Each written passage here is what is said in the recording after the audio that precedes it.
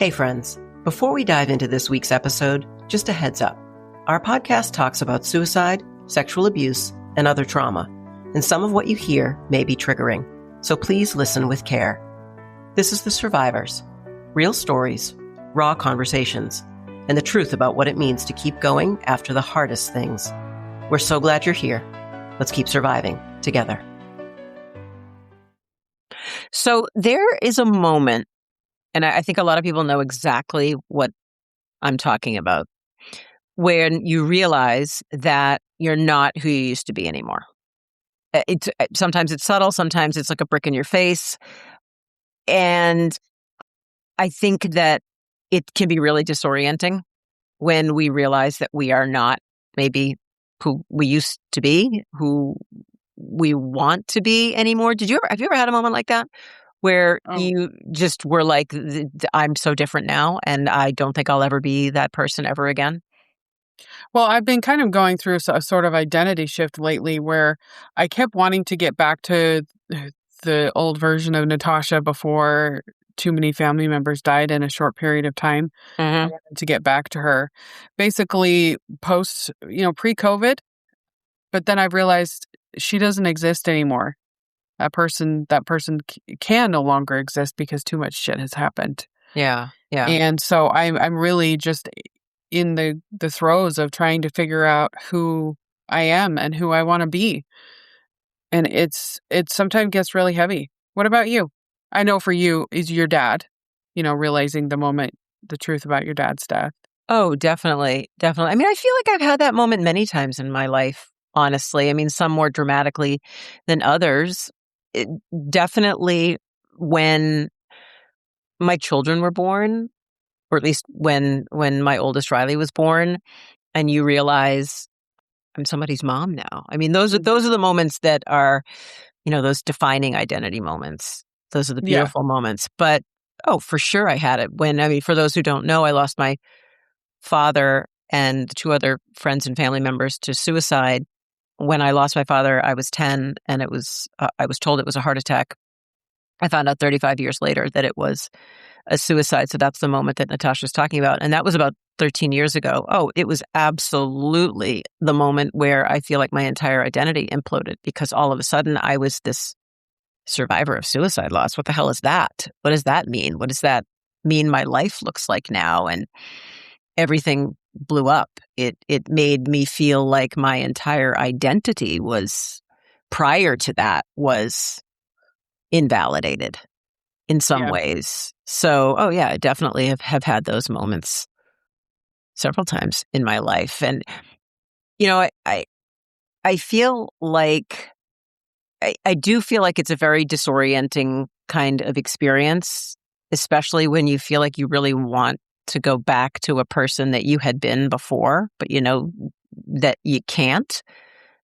And I feel like even the way that you relate with people, I know for me, in my case, when I had that kind of this most recent identity shift for me, I couldn't go back if I tried to who I was before, because people couldn't relate to who I was now. I found it very isolating for me for a very, very long time. It still can be isolating to be something that somebody doesn't understand. Yeah. It definitely has had an impact on me a lot. I've noticed that in relationships where like certain things just didn't feel the same anymore because people don't know how to talk to you. And like in your case, you've had 5 suicide losses. You've lost 5 of your brothers to suicide. And I can't even imagine how your relationships have changed. Some people who were probably there for you in your life and staples in your life, and then all of a sudden they couldn't handle it. Mm-hmm. Did that? I know that happened to you because we've talked about that before. Yeah, a very dear friend of mine, I met her when I was like 18 or 19. And we drifted in and out of each other's lives, but she tried to be there, but it got to be too much. It did for a lot of people. And that's okay. I just realized that some people were just not meant to continue on to this next version of me, and that's okay. Mhm. Um, there's the common adage, I don't know if you've heard it, but people are a part of your life for a reason, a season, Six. or a lifetime. Absolutely. Absolutely. And that number is dwindling pretty dramatically. The lifetime, people that I thought would be in my life forever, that number has gotten rather small. Yeah. Yeah. I know. We've talked about that before because I think there's this weird tension that shows up when we have some kind of identity shift. There's a really weird tension that shows up. And because part of you misses who you were, and the people you were close to may not know how to relate with the version that you are now. And that's a tough situation to be in because it's hard to fix. Mhm. You have to be who you are, and the people around you have to either accept it or choose to leave. And that can be a really, really crushing reality when the people who you thought were your people see your new identity and they don't want to be part of it. Right. I mean, and it can be with anything, I love that you brought up when your daughter was born. I too had a similar experience when Kirsten was she's my oldest and she's Mhm. 14 now, but when she was just a few days old, I remember a quiet moment with her and I felt like I had been searching for who I wanted to be my whole life. Mhm. And in that moment, I knew what it was. It was to be a mom. Mhm. And that was certainly not the path that I had originally planned for myself, but in that moment, I knew I was on the right path and I was where I was exactly meant to be, and it was beautiful, and I'm so very grateful for that, and I had friends that knew me as the party person that was, going out and drinking and having fun, and then, people would see me after, during my pregnancies, because I had 2 kids in 2 years, and they would not have seen me for years, and they're like, "Who are you?" Because I was calm and just this whole other version of me, and they could not grapple with this different side of me, this responsible Natasha. You're right. Responsible I'm like, Natasha. "Well, I mean, I was always responsible, I was just kinda crazy." Yeah, that's okay. You can kind of be both. Like like you said, there's a season for everything, for sure. Right. Yeah, yeah. I remember. So I also had, just speaking of like different times in your life where your identity shifted. I remember being so nervous about how people would respond. And we haven't talked a lot about this on the pod, but I came out not very many years ago. Like, I'm 57 years old, and I came out when I was 52 as being pansexual. And I've been married to my husband, Dave, for 33 years. We've been together almost 40 years. We have 2 grown children. He's the love of my life. And I had this knowing that I carried with me almost my whole life from the time I was a teenager. And it was when I finally did come out, I was coming out in a world that was so receptive to it that I really didn't have that many fears, but I had question marks. I had, I had, I guess, not concerns even, but curiosities about who would react well, who would react awkwardly, who would maybe think it was uncomfortable or inappropriate or off-putting in some way. And that for me was probably one of the bigger identity shifts. And I've been very, very lucky that I've had almost nothing but 100% unconditional support from friends, from family, from anyone in my life. But that low key fear was definitely there. Like, okay, this is a big, big identity shift. And how is this going to go? Mhm. I know how I felt about it in my own heart, and I felt it was the right place and the right time. And my oldest daughter had come out as bi in college, and it was because of her that we started having these incredible conversations about gender identity and sexuality. And I just one day opened up to her and said, think I might be pansexual. And she was just absolutely ecstatic that I was having this conversation with her. And, ultimately ended up, telling all the people in my life who were important and, Dave and family. And it ended up being in the ways you would want it to be, not a big deal. Will you just, if you don't mind, if you don't have to, if you don't want to, for our listeners, what does pansexual mean? Because I'm not familiar with it. Yeah. So, it's interesting that you say that because this goes back now, 6-7 years ago. I was not really that familiar with a lot of the new terms within the LGBTQ dictionary, I guess you can say. So, when I grew up and I was my kid's age, you were gay, you were straight, maybe you were bi. And that was it. There was not omnisexual and pansexuality and ace and what? all ace where you asexual. Oh, okay. So, I know what that is. Yeah. So, there were very few descriptors, and you kind of fell into one bucket or another bucket or maybe a third bucket that was kind of a combo of both, which was bisexuality. And I just remember learning about pansexuality and I was trying to understand it. And Riley was, it was new to her too, because it was her new world and she was explaining it all to us. And she had said to me,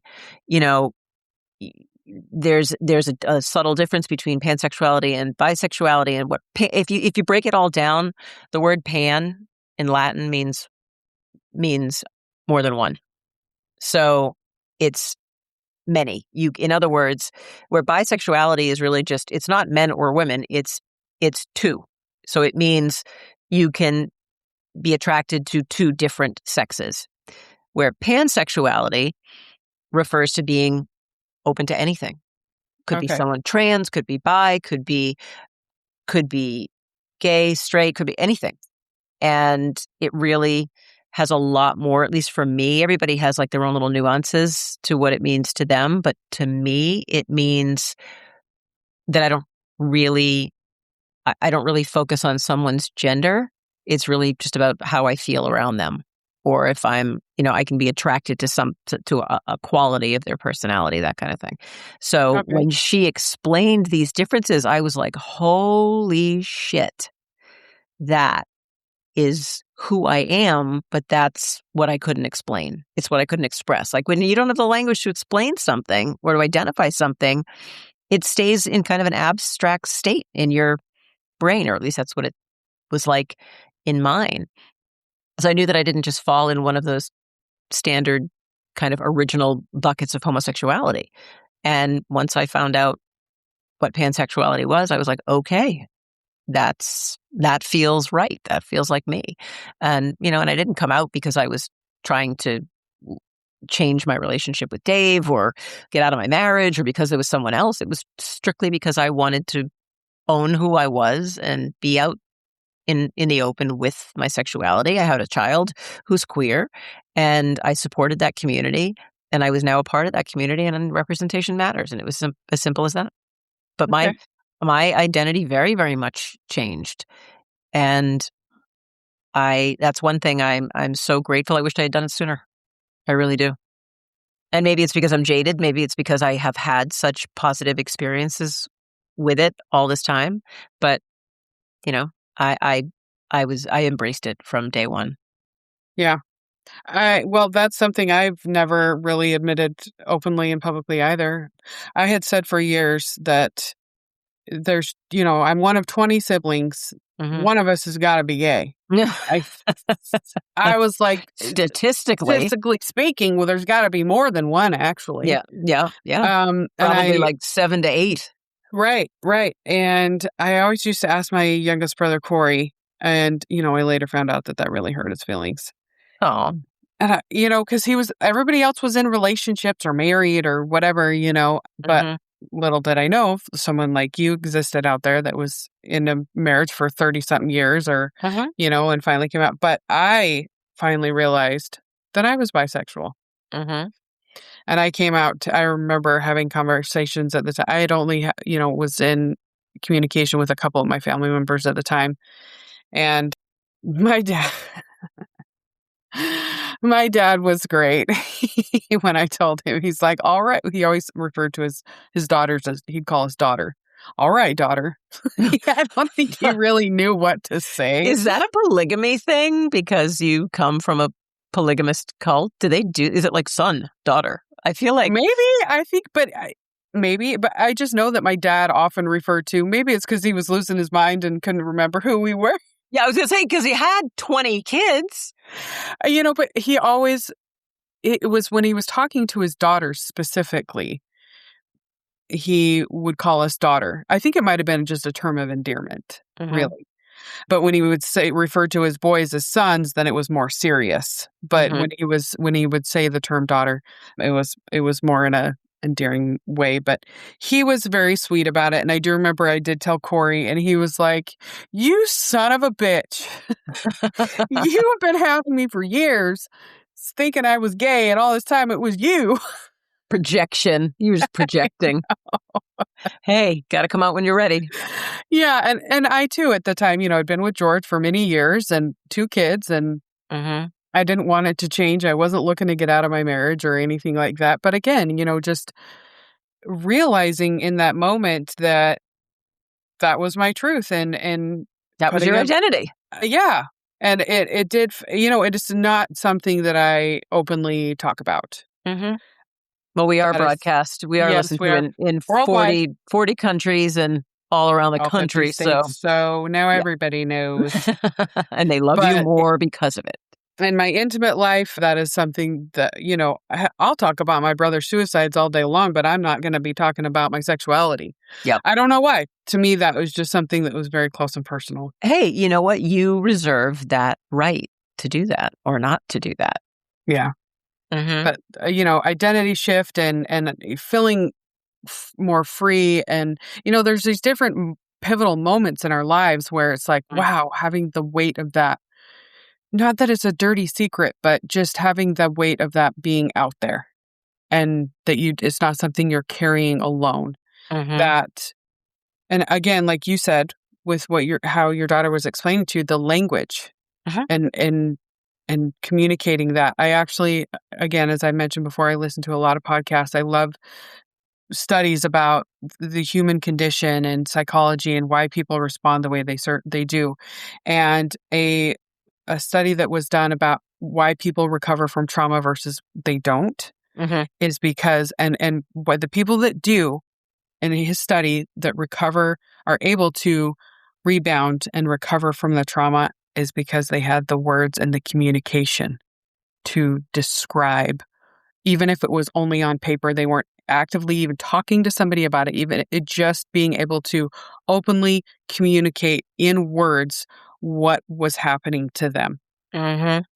And that language. So I am very grateful that we are taking a societal shift in talking more openly about all these hard things and giving people, the opportunity and the language to talk about these hard things.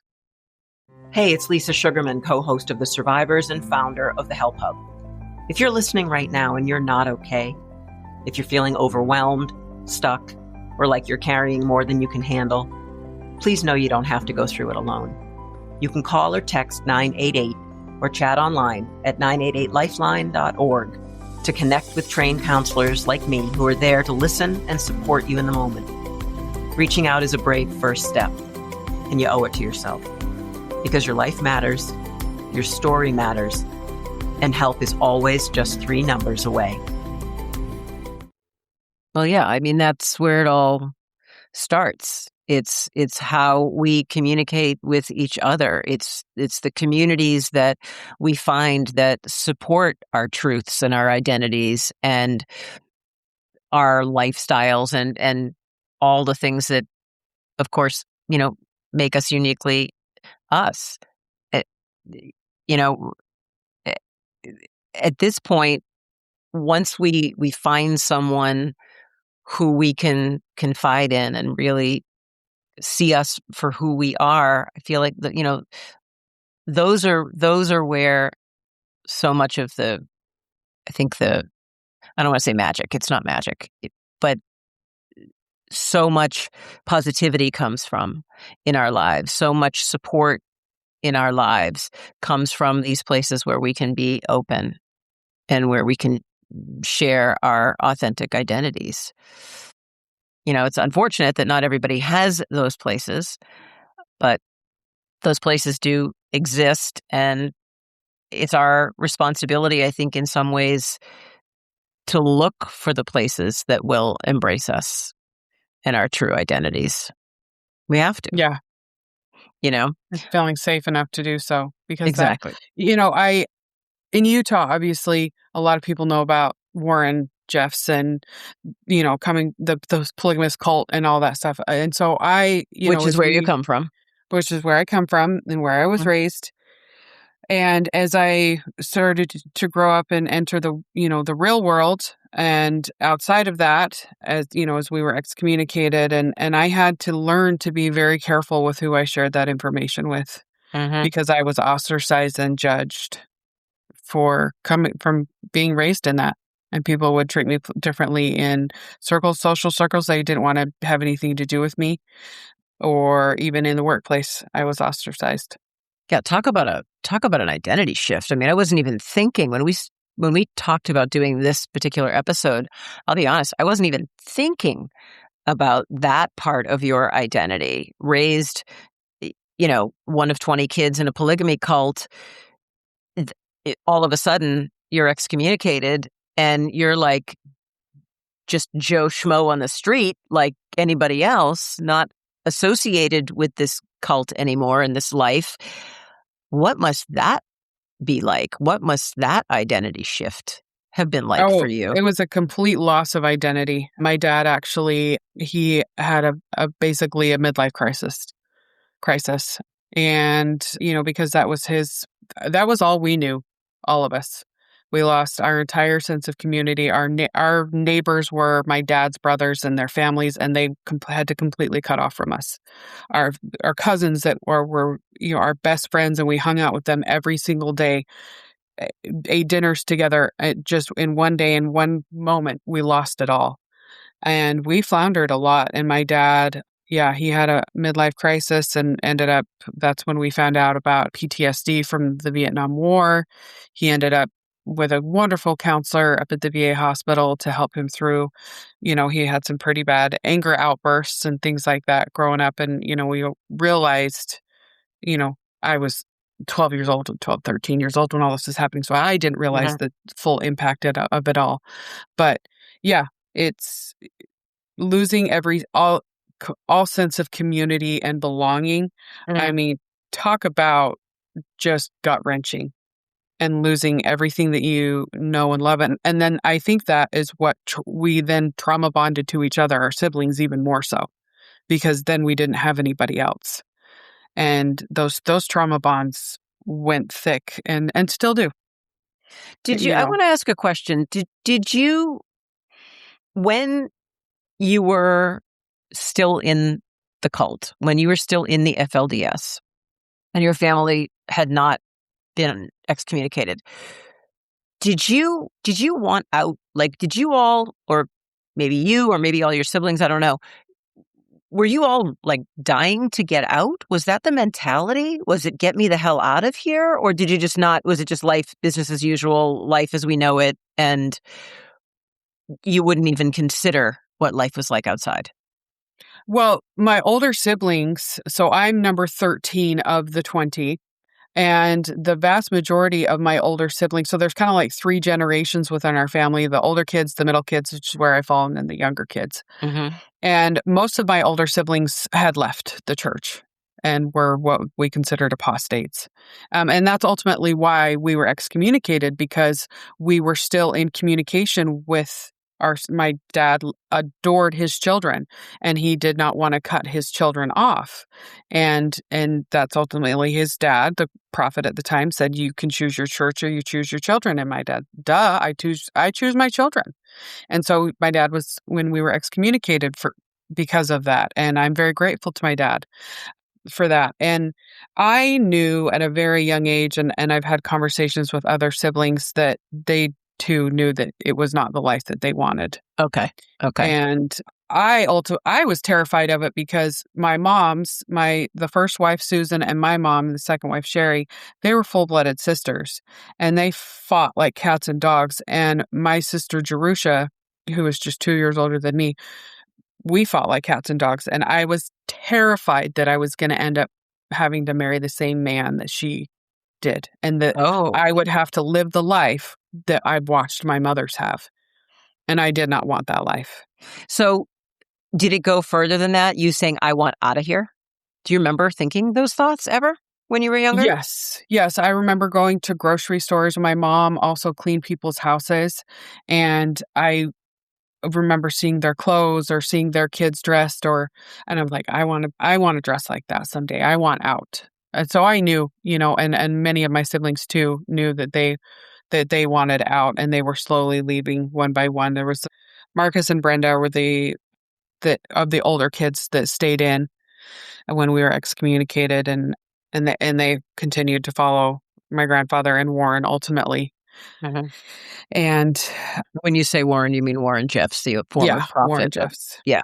So, okay, then here's a question that I think I know the answer to, but I want to hear you say it anyway.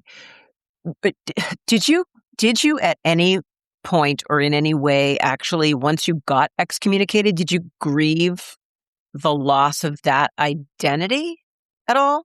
Or were you just too young?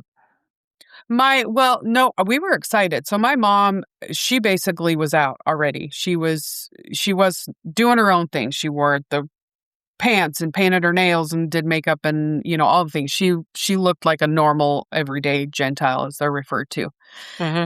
because she already had one foot out the door. She recognized the bullshit a long time ago. Gotcha. Okay.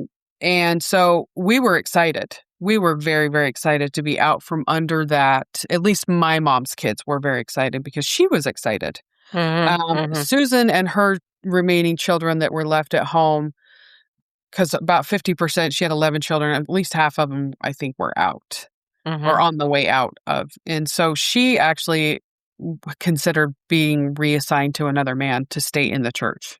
Hmm. And so the biggest identity shift in it for us, is that our best friends and our cousins who lived next door, we could no longer speak to. That, I think, that was for the kids, so to speak. That was the hardest part for us. Did you grieve Um, that? Do you think you grieved that? Because I know no, we grieve losses of identity.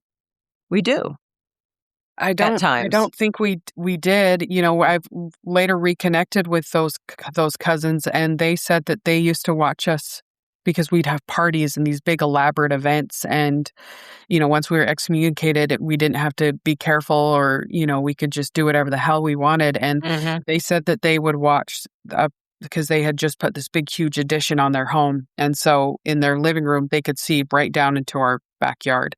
And he said that they spent more hours than they could count just watching us, because they wanted so badly to be a part of what we were experiencing, getting to be out in the real world and to experience all these wonderful, amazing things that we were not allowed to experience, especially as time went on and Warren was taking more control of the church. Yeah. So for you, that change, I mean, talk about a shift in identity. It wasn't just Hmm. you, it was your whole family, it was your belief system, it was the way you moved around in the world, the way you presented yourself, like everything attached to your life changed. And I do remember, it's so weird because we were still having to dress modestly. We didn't wear the prairie dress kind of garb that people think about when they think of the FLDS, but we still dressed modestly. And it was quite some time before mom would let us, and mom and dad would let the girls wear just jeans without having a skirt over it. And I was just like, it didn't make any kind of sense, but it was still that warped sense of that's what we were supposed to wear or dress. Even though my mom was not dressing that way, she still made Jerusha and I wear long skirts or whatever for the longest time. And I remember being so mad at her. I'm like, we're not in the church anymore. Why do I have to wear this damn skirt? Because she's your mother and do what I say, not as I do. E- exactly. Exactly. Hmm. Meanwhile, my mom, when I think of my mom when I was a kid, the leggings with the syrup that goes under the heel? Yeah, sure. That is my mom. Like, she Really? wore those pants every damn day with like a long shirt and red. Like, I don't know why, but red is the one I know she wore red Well, a lot because it pissed off Warren. right. Well, because Warren Jeffs did not like the color red and forbid it Hmm. in your And entire his community. creepy ass would spy from his office into our backyard because we Mm, lived 2 houses down from the yeah, church I slash remember. schoolhouse. I remember you've said that on earlier episodes in season 3, I think. Yeah, Hmm. yeah. Yeah. So I think that like the bottom line to all of it, to all of this, we've talked about so many different kinds of identities and shifts, and some of them are really, really good, the ones that you embrace, and some of them aren't. And sometimes we wish we could go back, but identity's fluid. I think that's the really the crux of the whole conversation is that it's fluid, and it's hard when you feel like you're mourning a part of yourself. Like I know you said at the beginning of the episode, you were talking about how you wanted to get back to an older version of yourself, like a different past version of yourself. Do you do you feel like you need that? Do you have to do that? Or do you kind of embrace where you are? I know that there are definitely phases and stages, parts of my own personality that maybe I've either left behind or outgrown, and sometimes you kind of yearn for that a little bit, but overall, I I'm personally happy being in the moment. I think being who I am in the moment and continuing to flesh that out. Do you feel like you can move forward in your life without regaining those parts of yourself? I guess the version of me that I miss the most is the carefree Natasha. Uh-huh. Because now, with the weight of it all, of most of it is losing 5 brothers to suicide, my dad to cancer, and in such a short amount of time, losing so many of them just within the last 3 years. It's that weight, it's the heaviness that I feel all the time. Right. And it's just constantly there, and I miss the version of Natasha that did not have that weight all the time to carry because it's exhausting. I feel tired all the time. Yeah. And that's, I guess, what I miss is being able to be carefree and light and happy without this underlying darkness that's always there and ever present. So I guess it's just I'm with time, I'm sure I will learn to make room for that. It just takes time and practice. I was trying to think of the best way to end this conversation, and I think you just nailed it because at the end of the day, that's kind of what we all have to do is just it's almost like trust the process, I think, in a lot of ways. Like we have to sit in the shit for a while, as awful as that may be, and maybe long a little bit for days that were easier, but we also we also gain an awful lot as we get older, as we mature, as we move through life. We gain different perspectives, and so much of that is a benefit and is a gift, and it's a give and a get. You get older. It's like everybody always wants. I want to be 18. I want to be legal. I want to drive. I want to go to college. I want all these things. I want to be an adult. I want to own my own home. All these things, and then it's like, oh shit! Be careful what you wish for. Now you're paying Mhm. taxes. Now you're paying for a car. Now you can get yourself into trouble pretty easily at this point. Things like that, that, eh, when our identity shifts like that, there's always going to be the up and there's always going to be the down side. Mhm. And I think so much of it is, like you said, really understanding that i- with time, it will soften, the edges will soften, number one. And number two is that, we take on, in a lot of ways, newer and more beautiful parts of our identity, and we make space for those too. So, Well, exactly that. So that's I feel like I'm in this in between phase where I've got all this knowledge on how to process and what I've experienced, and because I know that I'm meant to take my story and do something powerful with it. And I do have that opportunity here with you guys. And mhm. I'm so grateful for that. But I know that there's something on the other side of that I get to do something pretty big with. And I don't know what that is, And so I'm in that in-between phase where probably like I'm, like a butterfly in the cocoon where I'm just kind of like growing and developing and changing into something else. Mm-hmm. And I'm very excited to see what comes on the other side of this. Again, I have no idea what that's going to be, but I know it's going to be pretty fucking amazing. Mm-hmm. I agree with you. I absolutely agree with you. And I think that there's the whole idea of kind of embracing where we are right now and what our identity is and what it can become. I think that's where the beauty is being able to see that in the moment and be like, okay, I might wish that certain things were different right now. I might wish I had another identity, another version of my identity back, but there's still so much ahead that I have to do or that I can become. Like we are becoming. We're becoming every day. And I love that. I personally, I love knowing that it's always changing. Even though it's scary. It can be scary. But I think every one of us is feeling that way. So that makes it a little less scary. Yeah. As long as we're in it together. Right on. Right on, right on. Let's keep surviving. I will if you will. Absolutely. You take care, darling. I'll see you next week. Thanks so much for listening and for being part of the survivors community. No matter where you are in your story, you're not alone, and you're definitely not broken. Healing takes time, and it looks different for everyone. The fact that you're still here and still trying means you're already doing the hard work. If something in today's conversation resonated with you, please share it with someone who might need to hear it too. That's how we keep these conversations going and remind each other that there's always hope. And if you or someone you know is struggling, please remember, help is always out there. You can call or text 988 anytime to reach a trained crisis counselor like me. And for more mental health resources, tools, treatment options, and content to support your mental health, visit thehelphub.co.